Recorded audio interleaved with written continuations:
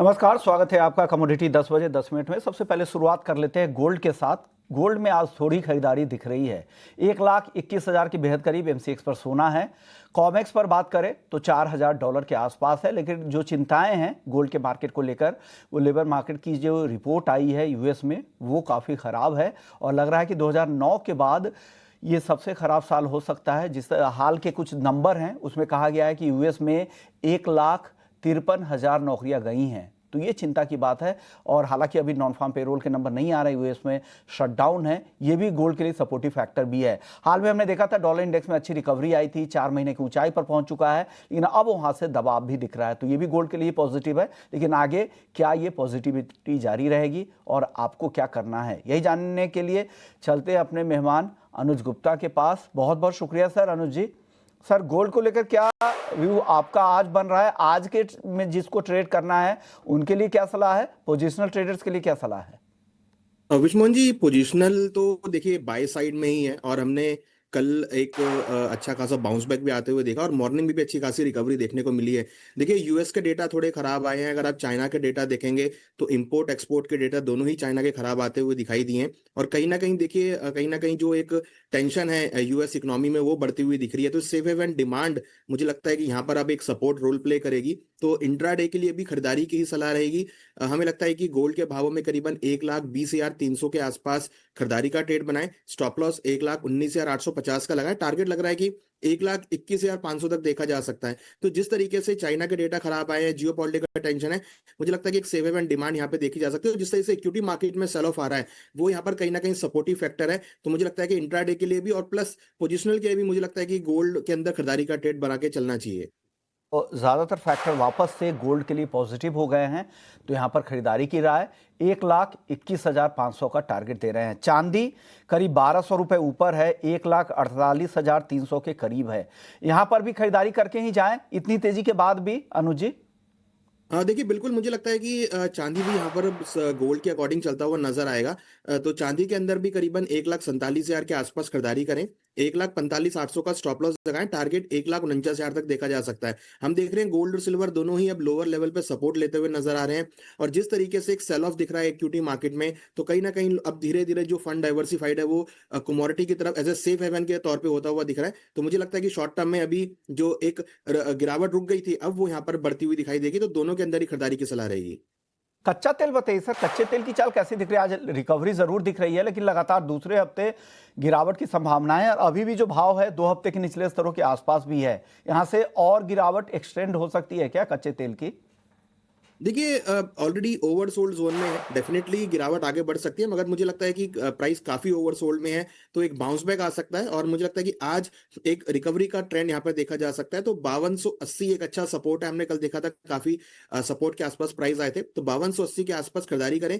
5200 का stop loss लगाए। 5380 तक देखा जा सकता है। हालांकि लॉन्ग टर्म ट्रेंड इसका डाउन है, बट शॉर्ट कवरिंग के चलते मुझे लगता है कि एक रिकवरी आ सकती है। तो प्योरली इंट्राडे परस्पेक्टिव से खरीदारी का ट्रेड क्रूड में बना सकते हैं।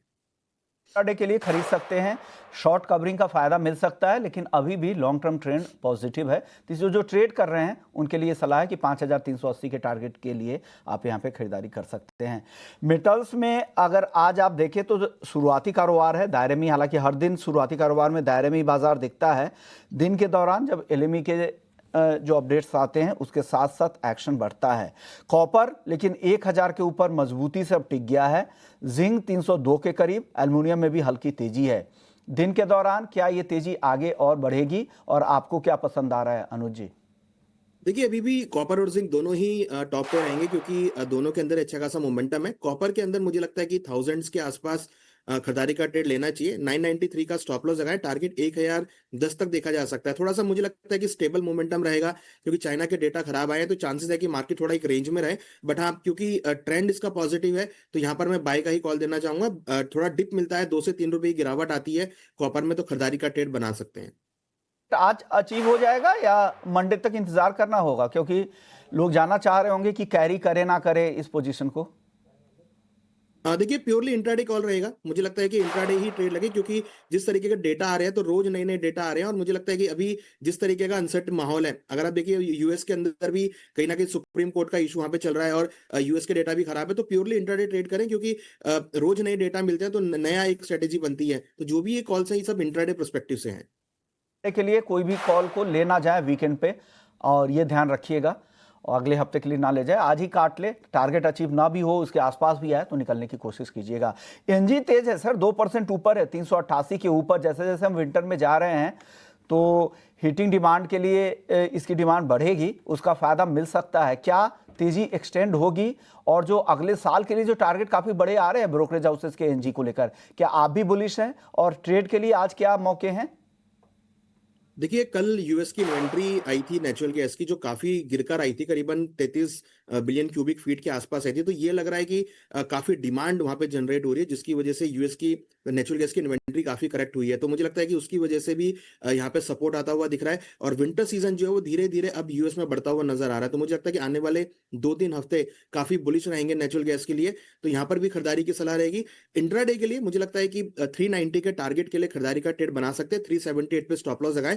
बट अगर पोजिशनल की बात करें तो मुझे लगता है कि पोजिशनल भी 450 से लेकर 500 रुपए तक के टारगेट आपको दिसंबर तक देखने को मिल सकते हैं, क्योंकि नवंबर और दिसंबर एक हाई पीक सीजन होता है नेचुरल गैस के लिए, विंटर सीजन की डिमांड के लिए। तो 2 महीने मुझे लगता है कि यहाँ पर एक अपसाइड मोमेंटम आपको देखने को मिल सकता है।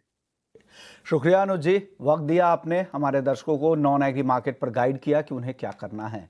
लेकिन अब सीधे चलते हैं जहां एसबीआई के बैंकिंग एंड इकोनॉमिक्स कॉन्क्लेव में आरबीआई गवर्नर संजय मल्होत्रा साहब बोल रहे हैं। क्या कह रहे हैं उनको भी सुनना जरूरी है। चलिए वो सीधे वहीं चलते हैं।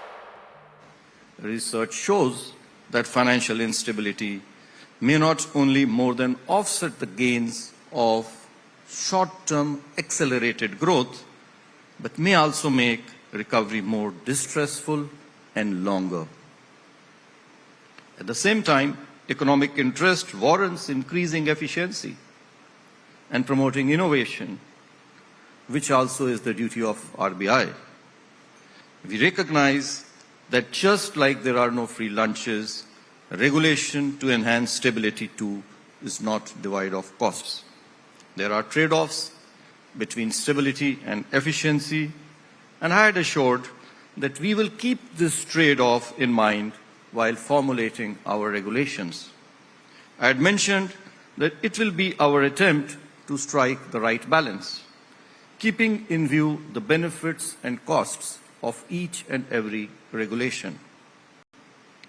The recent regulatory proposals strive to attain that balance between the drive to innovate and grow on the one hand and the duty to protect.